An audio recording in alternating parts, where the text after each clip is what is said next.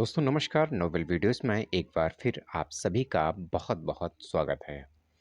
दोस्तों अभी इससे पहले जो मैंने लाइफ इंश्योरेंस और जर्नल इंश्योरेंस एग्ज़ाम को लेकर के जो मॉक टेस्ट सीरीज चलाई थी, उसको आप सभी लोगों ने बहुत बहुत सराहा है और काफ़ी लोगों ने कमेंट भी किया है कि सर जो है आपके वीडियो देख कर के मैं एग्ज़ाम क्वालिफ़ाई हुआ हूँ। जिन लोगों ने एग्ज़ाम को क्वालिफ़ाई किया हुआ है, बहुत बहुत बधाई आप सभी लोगों को। और अपना रोज़गार शुरू करने के लिए बहुत-बहुत बधाई। और जो लोग हमारा वीडियो इस समय पहली बार देख रहे हैं, वो हमारे चैनल को सब्सक्राइब कर लें, ताकि जो भी मैं वीडियो अपलोड करूँगा, उसका नोटिफ़िकेशन आप तक मिलता रहेगा। ठीक है? कोई भी वीडियो आपका जो है मिस नहीं हो पाएगा। और उसी मॉक टेस्ट श्रृंखला के तहत आज मैं कुछ जो है आपका एक थ्योरेटिकल मॉक टेस्ट सीरीज़ लेके चल रहा हूँ। पहले तो मैं थ्योरी आपको समझाऊँगा और उसके बाद में उसी से रिलेटेड जो क्वेश्चंस होंगे वो अगली मॉक टेस्ट सीरीज़ में मैं आपके लिए लेकर के आऊँगा। फ़िलहाल यहाँ पर थ्योरेटिकल एग्ज़ाम है, यहाँ पर आप नोट्स बनाते हुए चलेंगे साथ में, जो कि क्वेश्चन आंसर की तरह से आप उसको लिख सकते हैं और याद कर सकते हैं। और मेरा दावा है कि अगर ये नोट्स आप तैयार करेंगे तो एग्ज़ाम आपका 100% आप एग्ज़ाम को क्वालिफ़ाई करके आएँगे। तो चलिए स्टार्ट करते हैं। आज फर्स्ट राउंड जो हमारा रहेगा वो रहेगा बीमा परिचय यानी इंट्रोडक्शन ऑफ इंश्योरेंस। ठीक है? तो पहला हम पॉइंट देखते हैं यहाँ पर। इन पॉइंट्स को आपको नोट करते हुए चलना है साथ में, चाहे तो आप वीडियो पॉज़ करके भी देख सकते हैं। पहला है हमारा बीमा का इतिहास। तो बीमा का इतिहास के बारे में अगर हम बात करें, तो बीमा का इतिहास जो है लगभग 3000 वर्ष से पहले जो है बीमा का इतिहास माना जाता है, जो कि किसी न किसी रूप में जो है वो चला आ रहा है उस समय से। तो बीमा का इतिहास कितने वर्ष पूर्व का है? 3000 वर्ष का हुआ है। तो यहाँ पे एक क्वेश्चन आपका बन रहा है कि बीमा का इतिहास कितने ईसा पूर्व माना गया है? तो यहाँ पर आंसर जो आपका रहेगा वो 3000 ईसा पूर्व रहेगा। ठीक है? अगला पॉइंट देखते हैं। दूसरा पॉइंट हमारा है वर्तमान में प्रचलित आधुनिक वाणिज्यिक कारोबार, जो बीमा कारोबार की शुरुआत हुई थी, उसके संकेत जो हैं हमें कहाँ से मिलते हैं? तो जो उसके संकेत हमें लंदन के लॉयड कॉफ़ी हाउस में ढूँढे जा सकते हैं। ठीक है? तो ये क्वेश्चन यहाँ पे आपका क्या बन रहा है कि वर्तमान में प्रचलित जो आधुनिक वाणिज्यिक बीमा कारोबार है, उसके संकेत किस शहर से मिलते हैं? ठीक है? तो लंदन के लॉयड कॉफ़ी हाउस से मिलते हैं। ठीक है? ये क्लियर ध्यान रखिएगा। दूसरा क्वेश्चन आपका यहाँ पे क्लियर हो रहा है। अगला पॉइंट की तरफ हम बात करेंगे। अगला पॉइंट हमारा जाता है कि वर्ष 1706 ईस्वी में लंदन में शुरू की गई amicable society for perpetual insurance ही विश्व की सर्वप्रथम जीवन बीमा कंपनी मानी जाती है। तो सर्वप्रथम विश्व की जो सबसे पहली बीमा कंपनी मानी जाती है, उसका नाम आपको बताना है। उसका नाम यहाँ पे रहेगा amicable society for perpetual insurance. ठीक है? ये ध्यान रखिएगा 1706 ईस्वी में, जिसकी शुरुआत कहाँ से हुई थी? लंदन में हुई थी। ठीक है? अगला पॉइंट देखते हैं। अगला पॉइंट हमारा है भारत।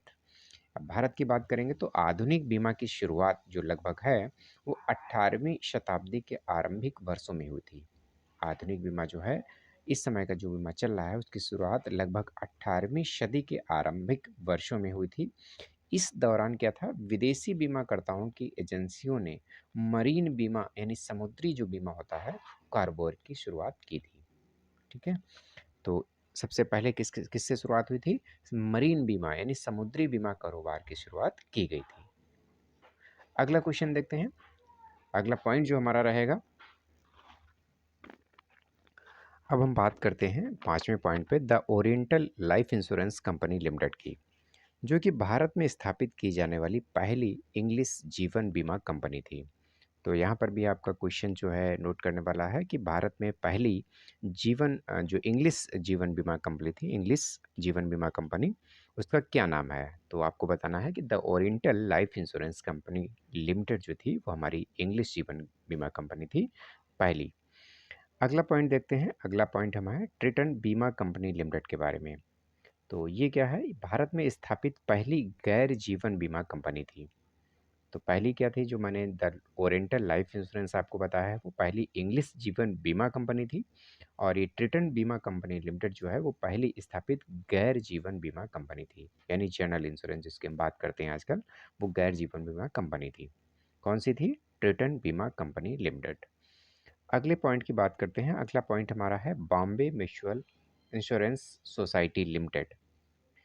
ये क्या है? ये पहली भारतीय बीमा कंपनी थी। इसका गठन कब हुआ था? इसका गठन 1870 ईस्वी में मुंबई में हुआ था।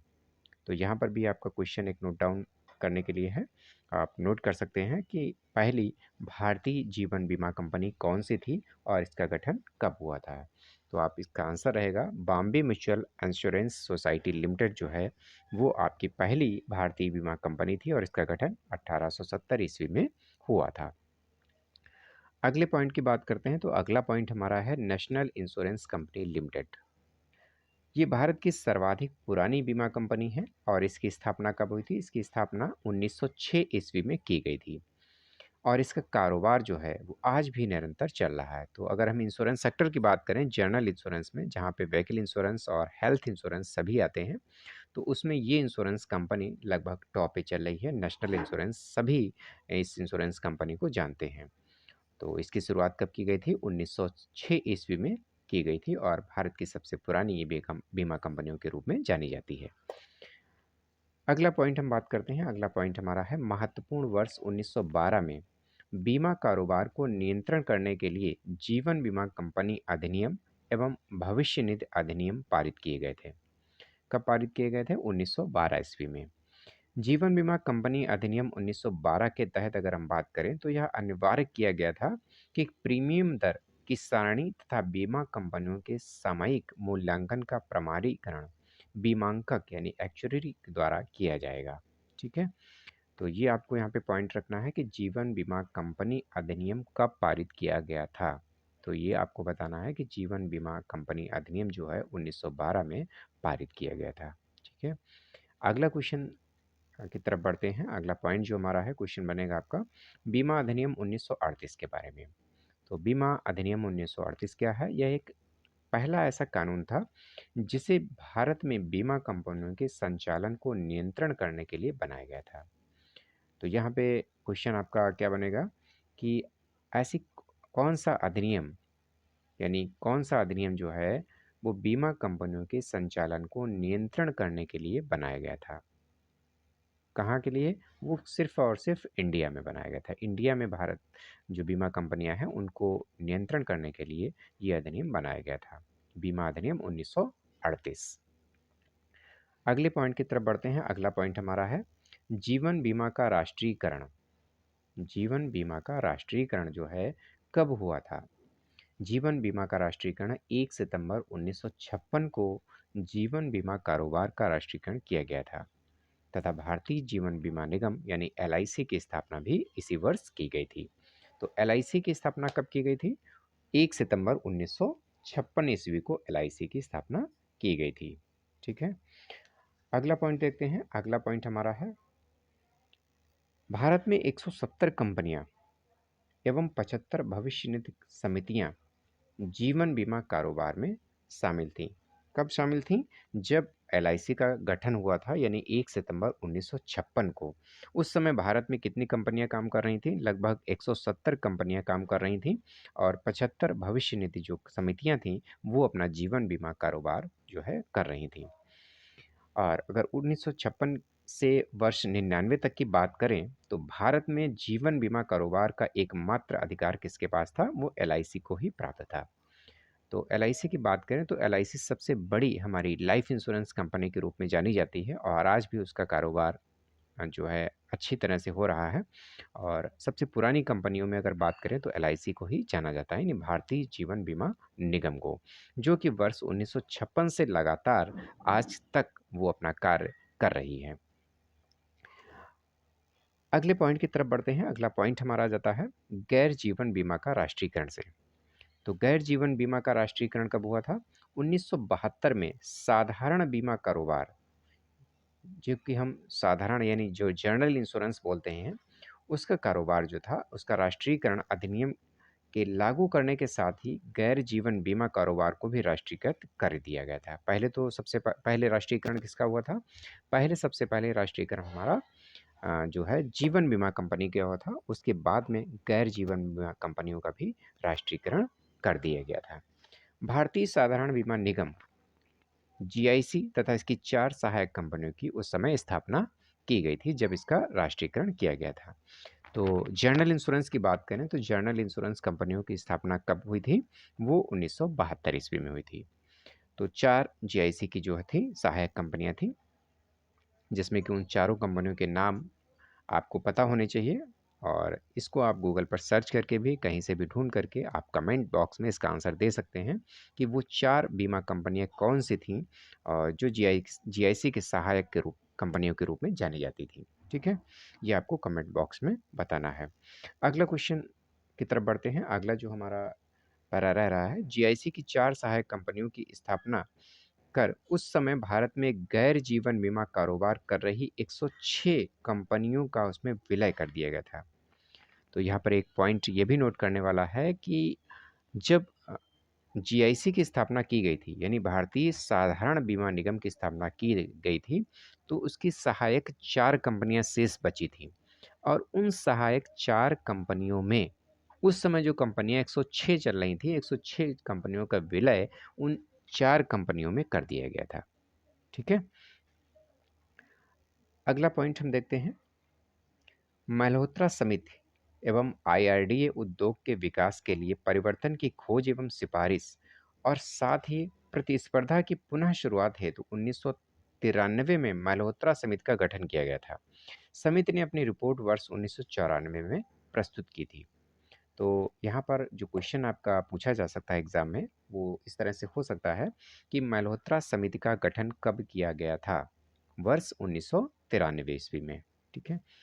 समिति ने अपनी रिपोर्ट कब प्रस्तुत की थी? तो यहाँ पर मल्होत्रा समिति जो 93 में गठन किया गया था और उसने रिपोर्ट जो अपनी दी थी वो 1994 ईस्वी में प्रस्तुत की थी। अगला पॉइंट देखते हैं कि वर्ष 1997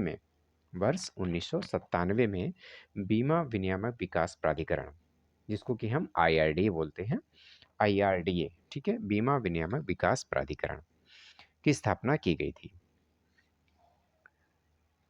अगला क्वेश्चन देखते हैं। अगला क्वेश्चन क्या आपका अगला पॉइंट बन रहा है यहाँ पर, वर्ष 1999 में बीमा विनियामक विकास प्राधिकरण अधिनियम के पारित किए जाने के बाद वर्ष उसी वर्ष में जो है 2000 में अप्रैल में जीवन एवं गैर जीवन दोनों ही बीमा उद्योग की संवादिक नियामक निकाय के रूप में भारतीय बीमा विनियामक एवं विकास प्राधिकरण आईआरडीआई की स्थापना की गई थी। तो यहाँ पर 2 पॉइंट आपके बन रहे हैं। पहला पॉइंट आपका बनता है कि आईआरडीए, ठीक है? आईआरडीए लास्ट में ए है आपका, यानी भारतीय विनियामक विकास प्राधिकरण की स्थापना कब की गई थी? तो भारतीय विनियामक विकास प्राधिकरण की स्थापना 1999 ईस्वी में की गई थी और उसके बाद में जो है संयुक्त रूप से भारतीय बीमा विनियामक एवं विकास प्राधिकरण आईआरडीएआई की स्थापना की गई थी। अगला पॉइंट देखते हैं कि 2014 में जारी किए गए अध्यादेश के तहत 2014 में जारी किए गए अध्यादेश के तहत कुछ शर्तें जोड़ी गई हैं जो कि भारत में बीमा कंपनियों की परिभाषा और गठन को नियंत्रित करने से संबंधित हैं। ठीक है? तो यहाँ पर भी आपका क्वेश्चन बनता है कि भारत में बीमा कंपनियों की परिभाषा और गठन को नियंत्रित करने से संबंधित अध्यादेश किस वर्ष दिए गए थे? ये आपको आंसर यहाँ पे बताना है। तो क्वेश्चन का आंसर रहेगा आपका 2014। अगला पॉइंट देखते हैं। अगला पॉइंट हमारा है कि वर्तमान जीवन बीमा उद्योग में इस समय वर्तमान में भारत में 24 बीमा कंपनियां परिचालित हैं। देखिए ये वीडियो आप आज देख रहे होंगे, हो सकता है कुछ दिनों के बाद देख रहे हैं, 1-2 महीने या साल भर पुराना हो। तो यहाँ पर आप अपडेट करते रहिएगा गूगल में डाल करके कि इस समय जो आईआरडीए के अंतर्गत कितनी बीमा कंपनियां कारोबार कर रही हैं। जिस समय ये वीडियो आपका जिस समय आपका ये वीडियो बन रहा है उस समय उससे पहले आपकी 24 बीमा कंपनियां कारोबार कर रही थी, लेकिन हालांकि अब इस समय इससे बढ़ चुकी हैं, तो इसको आप अपडेट कर लीजिएगा। और अगला पॉइंट देखते हैं कि भारतीय जीवन बीमा निगम एलआईसी की सर्वाधिक क्षेत्र की एक बीमा कंपनी है। सर्वाधिक क्षेत्र की एक निजी बीमा कंपनी है। कौन सी? एलआईसी, भारतीय जीवन बीमा निगम जिसको बोलते हैं। अगला पॉइंट देखते हैं कि निजी क्षेत्र में 23 जीवन बीमा कंपनियां हैं। ये भी अपडेट करना है आपको कि निजी क्षेत्र में 23 जीवन बीमा कंपनियां हैं। जिस समय ये जो है टॉपिक आपका लिखा गया होगा उस समय 23 जीवन बीमा कंपनियां होंगी, बट इस समय से ज़्यादा है, तो इसको आप गूगल सर्च करके भी इसको अपडेट कर सकते हैं अपना। ठीक है, अगला पॉइंट देखते हैं कि भारत सरकार के अधीन डाक विभाग की डाक जीवन बीमा के जरिए जीवन बीमा कारोबार कर रहा है, परंतु यह नियामक के अधिकार क्षेत्र से मुक्त है। ये भी क्वेश्चन आपका बहुत अच्छा क्वेश्चन है, एग्जाम में पूछा जा सकता है कि ऐसी कौन सी जीवन बीमा कंपनी है जो अपना कारोबार कर रही है लेकिन यह नियामक के अधिकार क्षेत्र से मुक्त है, ये आपको बताना है। तो भारत सरकार के अधीन डाक विभाग जो है वो डाक जीवन बीमा कर रहा है, वो नियामक प्राधिकरण के अधिकार क्षेत्र से इसको मुक्त रखा गया है। ठीक है, ये पॉइंट नोट करने वाला है, एग्जाम में इंपॉर्टेंट क्वेश्चन है, आ सकता है। अगला पॉइंट देखते हैं कि बीमा किस प्रकार कार्य करता है। सर्वप्रथम परिसंपत्ति ऐसी होनी चाहिए जिसके आर्थिक मूल्य विद्यमान हो। ठीक है, यह परिसंपत्ति क्या हो सकती है, वस्तु फिजिकल हो सकती है जैसे गाड़ी है, भवन है ना। नॉन फिजिकल में व्यक्तिपरक हो सकती है जैसे नाम या गुडविल। अगला व्यक्तिगत हो सकती है, पर्सनल हो सकते हैं जैसे किसी की आंख है, हाथ पैर है, शरीर है, किसी में चोट फिर लगना है, ये सभी बीमा के अंतर्गत आपके आ जाते हैं। अगला पॉइंट देखते हैं कि किसी निश्चित घटना घटित होने से संपत्ति का मूल्य नष्ट हो सकता है। कभी जब कोई घटना घटित होती है तो वहाँ पर जो संपत्ति होती है उसका मूल्य नष्ट हो सकता है। इस हानि की संभावित स्थिति को जोखिम यानी रिस्क कहते हैं, है ना। कोई भी दुर्घटना हो सकती है तो जरूरी नहीं कि उसमें नुकसान ही हो। हो सकता है नुकसान कभी ज़्यादा हो सकता है, कभी कम हो सकता है और कभी नहीं भी हो सकता है। तो अगर जो जो संभावना है उसमें, जो हानि की संभावना है उसी को हम जोखिम या रिस्क कह सकते हैं यहाँ पर। तो जोखिम भरी घटना के कारण को ही हम क्या कहते हैं, आपदा कहते हैं, या इंग्लिश में इसको पेरिल कहा जाता है। अगला पॉइंट देखते हैं, एक सिद्धांत जिसे पूलिंग धनराशि एक प्रक्रिया के नाम से जाना जाता है। इसके तहत क्या होता है, विभिन्न व्यक्तियों से वैयक्तिक अंशदान जिसे प्रीमियम कहते हैं एकत्रित किया जाता है, और इन व्यक्तियों के पास एक ऐसी संपत्ति होती है जिनमें एक जैसी जोखिम की संभावना होती है। जैसे एक बीमा कंपनी इसी तरह से काम करती हैं, यानी 10 लोग हैं, अगर 10-10 हज़ार रुपए का प्रीमियम वो वार्षिक दे रहे हैं, तो बीमा कंपनी के पास अगर बात करें तो 1 साल में 100 लोग 10-10 हज़ार का प्रीमियम भर रहे हैं, तो कितना पैसा आ जाएगा कंपनी के पास, यानी लगभग 10 लाख रुपए कंपनी जो है इसको एकत्र कर लेगी। और किसी का क्लेम अगर आता है, क्लेम बहुत ज़्यादा, तो सेटलमेंट में काफ़ी डॉक्यूमेंट सबमिट करने पड़ते हैं।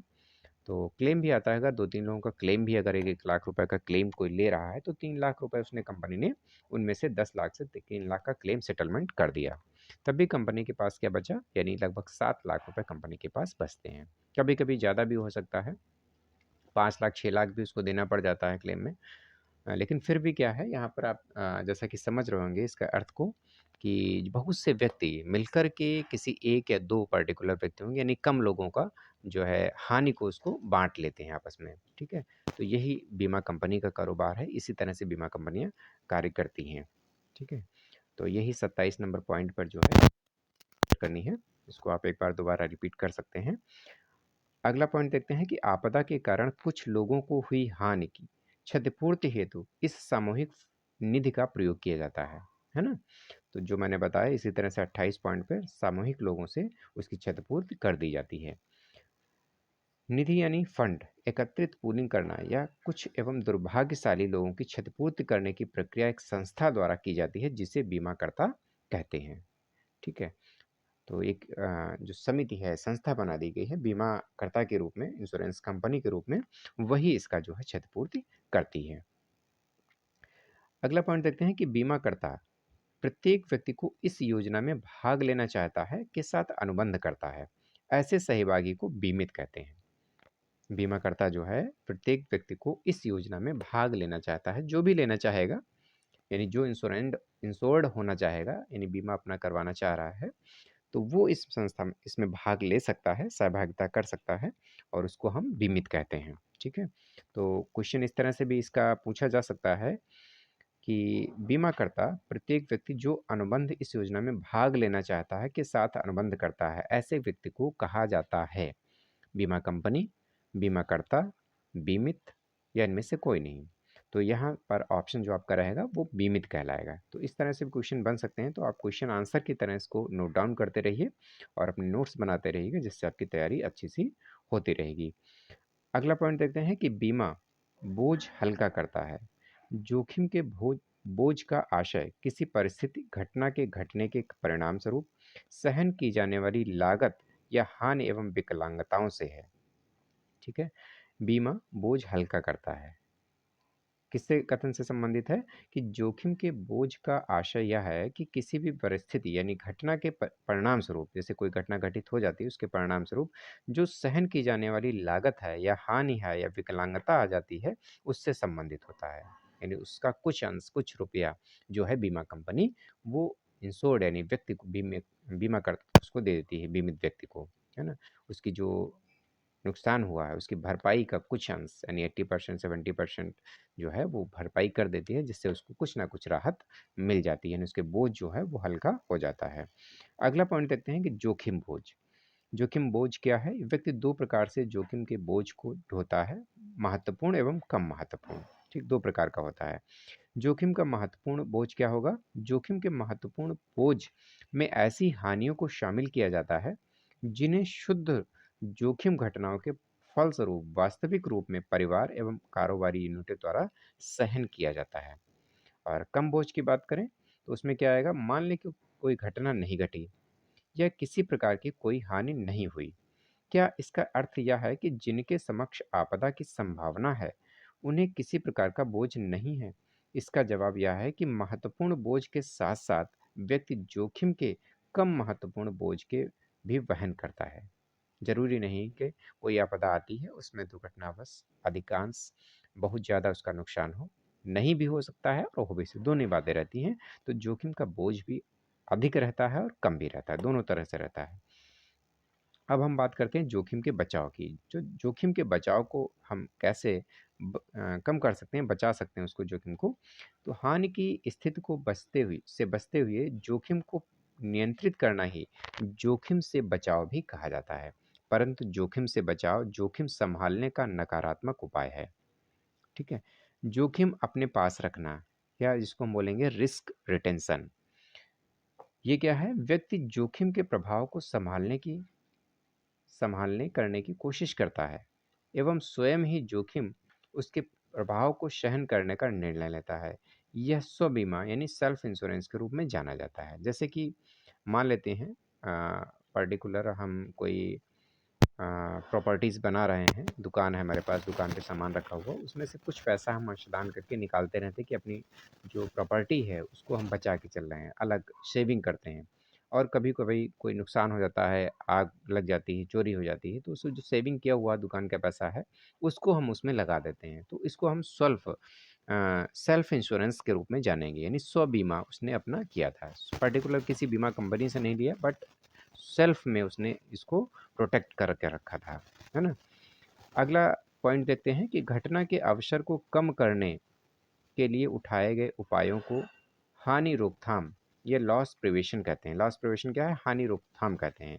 हानि की मात्रा को कम करने के उपायों को हम हानि कम करना या लॉस रिडक्शन भी कहते हैं। ठीक है? तो यहाँ पर दोनों डेफिनेशंस को आपको देख लेना है कि लॉस प्रिवेंशन क्या है और लॉस रिडक्शन क्या है। इन दोनों डेफिनेशंस को आपको देख के चलना है, यह भी क्वेश्चन आपका पूछा जा सकता है। अगला पॉइंट हम देखते हैं कि बीमा जोखिम को किसी और को दे दे और एक मुख्य स्वरूप है। यह बीमा क्षतिपूर्ति के जरिए अनिश्चितता को निश्चितता में बदलने की अनुमति प्रदान करता है। और अगला पॉइंट देखते हैं कि बीमा चयन से पूर्व ध्यान दी जाने वाली बातें। अगर आप किसी इंश्योर्ड पर्सन को बीमा देने जा रहे हैं, जो इंश्योर्ड होना चाहता है, तो उसको जो बीमा देने से पहले जो बातें हैं, मुख्य रूप से क्या ध्यान दी जाने वाली हैं, उनको आपको देखना है। पहला है थोड़े के लिए बहुत ज़्यादा जोखिम ना लें। थोड़े के लिए बहुत ज़्यादा जोखिम ना लें। दूसरा पॉइंट हमारा है हानि सह सकने की सामर्थ्य से ज़्यादा जोखिम ना लें। ठीक है? यानी कि हानि आप 100 रुपए की सह सकते हैं, तो उससे ज़्यादा जोखिम आप 200 का जोखिम ना लें। जितनी हानि सह सकने की क्षमता है, उसी तरह का आप जोखिम लें।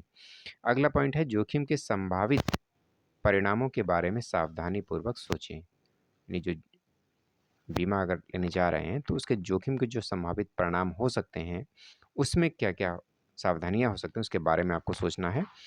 अगला पॉइंट हम देखते हैं कि बीमा व्यवस्था निम्नलिखित जैसे तत्व शामिल है। बीमा व्यवस्था में निम्नलिखित जैसे तत्व शामिल हैं। क्या संपत्ति भी शामिल है? उसका भी बीमा किया जा सकता है। जोखिम का तो होता ही है, आपदा से भी हम बच सकते हैं। अनुबंध होता है बीमाकर्ता एवं बीमित व्यक्ति के बीच में। और अगला पॉइंट हमारा है, जब एक जैसी संपत्ति या परिसंपत्तियों के मालिक जो एक जैसी जोखिम वहन करते हैं, निधि या फंड के सामूहिक पूल में अपना-अपना अंशदान देते हैं, तो उसे हम क्या कहेंगे? पूलिंग कहते हैं। तो पूलिंग क्या है?